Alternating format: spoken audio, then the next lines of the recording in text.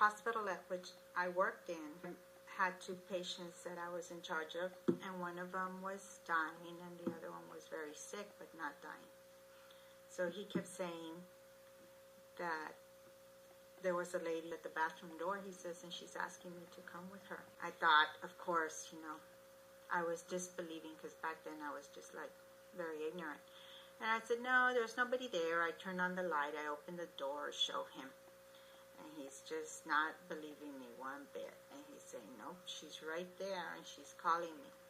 And he described that woman to me, and it still didn't dawn on me. I go to my next patient, who's, she was at the end of her life, and she's there laying down. Her hair is spread out on her pillow, and she has this shawl at the foot of her bed. And I go back to the station to chart, and I look up, and there's 4 other nurses besides myself at the station, and we look up at the monitor, and it's like 2 o'clock in the morning. We look up and we see her go right through from one camera to his camera, and she is standing over there. Wow. And yes, the shawl and the way he had described her was her, but we got to see it on camera. We're all just looking with our mouths wide open, and they said, did you see that? Mm-hmm. And I didn't disbelieve him, and at that time, he pressed his light again, and he's telling me, he's calling me, and he tells me she's asking me to go with her. But when my dad was in the hospice there at the hospital, something scared him that was there. But everybody in that floor, hospital, yeah, everybody in that floor, no, that was over here when we're... And over there, too. At the hospice is when he freaked out. Is when he started shaking, and he started telling me, no, and I said, ¿qué es? Es algo feo. So it had to have been somebody that had passed, because everybody is a hospice ward, right? So there's a lot of things that are still stuck there. Right. And when we told him we were taking him home, he was so relieved. My grandmother, one of the times that she was at a local hospital downtown, she kept saying that at night.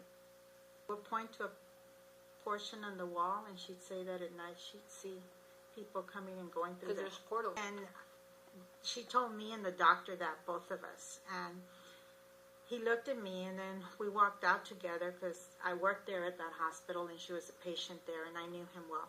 And he says, she's not the first patient that says that.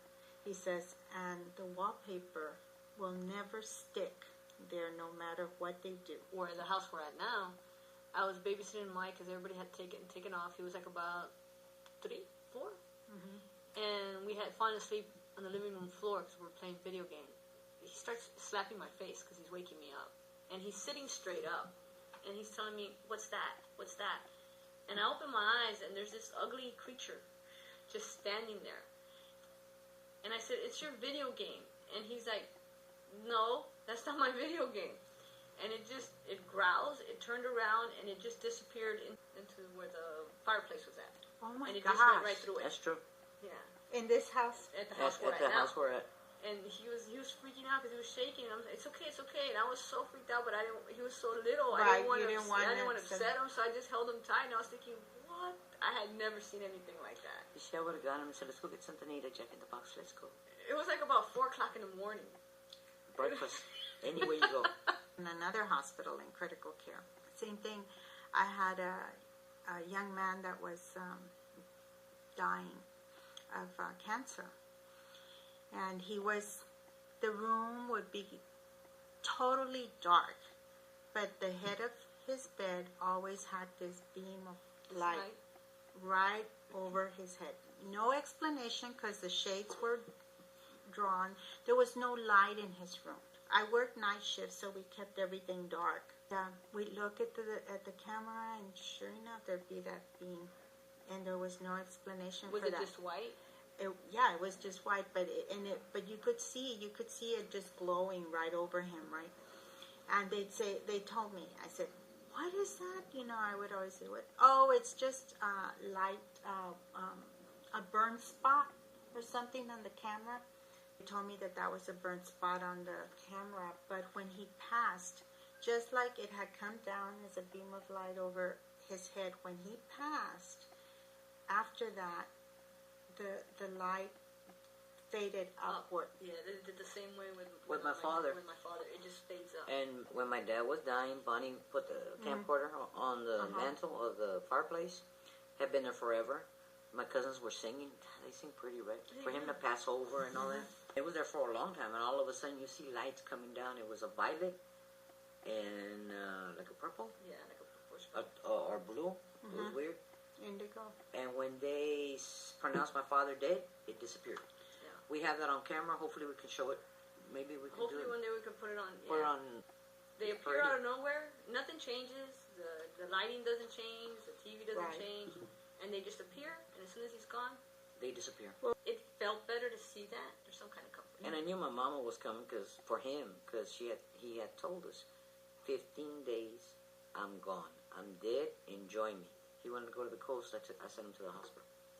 Yeah. We were supposed to go to the coast, but I was afraid he was catching like the flu. Yeah, I remember. And that's why I sent him. I told him, look, just go see your doctor, and then we're leaving. I promise you. Because he wanted to go fishing. He said, this is going to be my last trip with y'all. My mom looked at me and said, I just talked to your grandmother, which was her mother, and my sister, and they want me to go. I said, when? She said, soon. I got on the phone. I called everybody. I said, y'all need to come. Mom's not going to make it a week. And she didn't make it a week. And she saw her. She saw her child because she had lost a child between both. And my dad didn't want to know. Didn't want them to tell my mother if it was a boy or a girl. They didn't want to know. It was a girl. Yeah, because she saw her. Damn, man, another girl. Yeah, she was going, mija. Es mi hija, fue una niña.